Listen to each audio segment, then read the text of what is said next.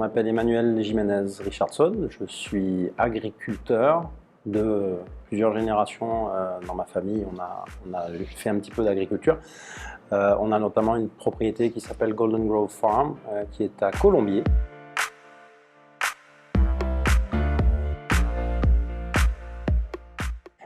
Il fallait pallier à Saint-Martin au problème que l'on a depuis longtemps, qui est la reproduction.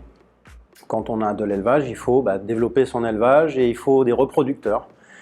Il faut faire donc des bébés pour accroître, on va dire, le cheptel et développer le cheptel, etc.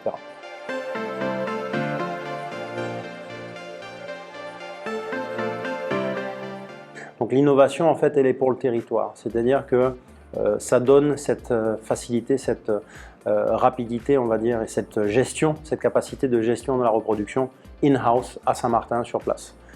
Donc moi je peux, grâce à ça, au lieu de faire voyager des animaux avec la souffrance du voyage, des choses comme ça, je fais une commande et puis je peux aller chercher des semences de taureaux ou d'autres espèces bientôt d'ailleurs, puisque je suis en train de faire pour les formations pour d'autres espèces animales, les caprins, les ovins, les choses comme ça.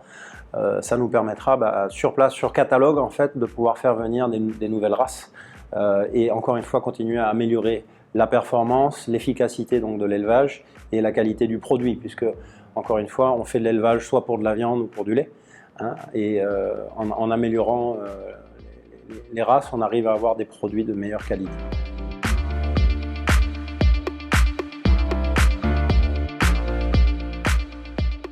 Les domaines en fait, dans lesquels on pourrait effectuer plus de recherches pour Saint-Martin, on pourrait continuer à développer des outils qui permettent d'avoir des clôtures plus efficaces, qui tiennent les cyclones, qui sont moins coûteuses à mettre en place, etc. pour aider les gens qui veulent s'installer à mieux gérer, on va dire, la contention de leurs animaux. Ça, c'est une partie. Il y a la partie alimentation où aussi on pourrait avoir un petit peu de recherche, parce qu'on est dans les Antilles, il y a des instituts de recherche dans des grandes Antilles, mais il faudrait voir sur Saint-Martin, avec les espèces végétales que l'on a sur place, de quelle manière on pourrait développer l'alimentation animale, et donc encore une fois le perfectionnement de ce que l'on fait pour vraiment faire quelque chose de typique et performant, avec peut-être des plantes qu'on a déjà ici, mais qu'on ne sait pas encore utiliser suffisamment.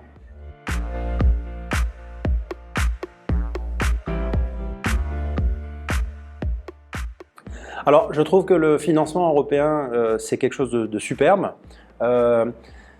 Il faut vraiment que les volontés politiques fassent en sorte que ça devienne efficace. Et je reviens à dire encore une fois, c'est super, il faut qu'on puisse donner des opportunités à des porteurs de projets, aux entrepreneurs, aux gens qui ont des idées. Mais j'aimerais bien, moi, voir, on va dire, la mécanique de ces financements vraiment se mettre en place. Je donne l'exemple de mon cas particulier où ça fait 4 ans. C'est validé, mais ce n'est pas encore en place. Et il y a certains projets qui ont besoin de trésorerie dès le départ pour pouvoir démarrer et des choses comme ça. Et je pense que c'est encore un petit peu un frein.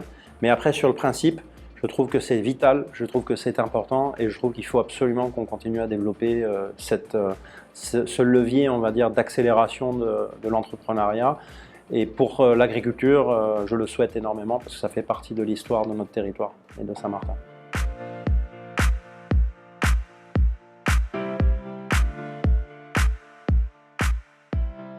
Voilà. Alors que peut-on faire pour aider les projets à obtenir plus de fonds? Pour moi, dans la question, il y a plusieurs choses. Il y a une simplification des dossiers qui est importante, une adaptation des dossiers qui est importante. On a besoin d'ingénieurs qui sont super bien calés sur ce qu'ils font pour aider les porteurs de projets à monter leur dossier.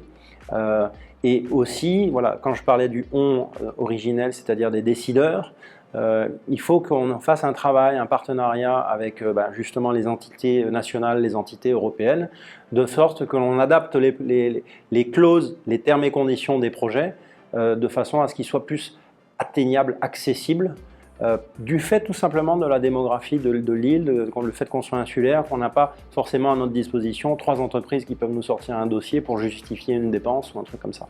Et parfois, la lenteur administrative de la prise en charge des dossiers fait que entre le moment où on a fait les demandes de dossiers, qu'on a fait les devis, etc., etc., il y a eu tellement de changements qu'au moment où on est peut-être en phase d'accéder à la validation d'un dossier ou un truc, les entreprises sont peut-être même plus en place, où il faut refaire des devis.